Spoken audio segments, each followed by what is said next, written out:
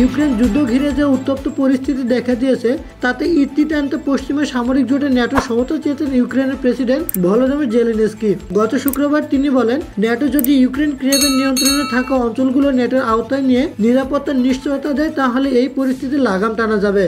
প্রায় 3 বছর ধরে চলছে রাশিয়া ইউক্রেন যুদ্ধ। এই সময়টাতে দেশটির 1/5 অঞ্চল দখল করে নিয়েছে রাশিয়া।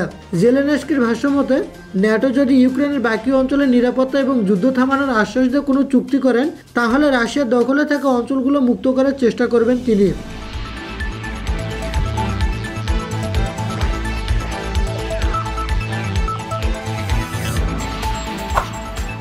সম্প্রতি ইউক্রেন যুদ্ধ করে নতুন উত্তেজনা দেখা দিয়েছে।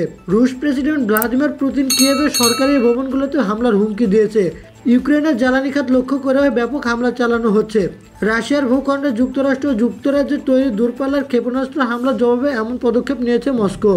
শুক্রবার যুক্তরাজ্যের সংবাদ মাধ্যম স্কাই নিউজকে জেলেনস্কি বলেন, আমরা যদি এ যুদ্ধের উত্তপ্ত পর্যায়ের ইতি টানতে চাই তাহলে ইউক্রেনে আমাদের নিয়ন্ত্রণে থাকা অঞ্চলগুলো ন্যাটোর সুরক্ষা বলে আনতে হবে। এটাই আমাদের প্রথমে করতে হবে।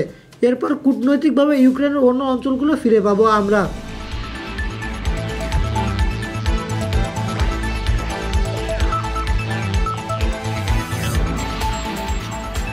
রাশিয়ার বিরুদ্ধে এই যুদ্ধে যুক্তরাষ্ট্রের প্রেসিডেন্ট জো বাইডেনের প্রশাসনের কাছ থেকে বিপুল পরিমাণ সামরিক সহায়তা পেয়েছে কিয়েভ। তবে গত নভেম্বর প্রেসিডেন্ট জো বাইডেন ডোনাল্ড ট্রাম্পের জয়লাভের পর এই সহায়তা কতটা জড়িত থাকবে তা নিয়ে শঙ্কা দেখা দিয়েছে। যুদ্ধ থামাতে ট্রাম্প তৎপর হবেন বলেও তার অতীত নিয়ে নানা বক্তব্যে ইঙ্গিত পাওয়া যাচ্ছে।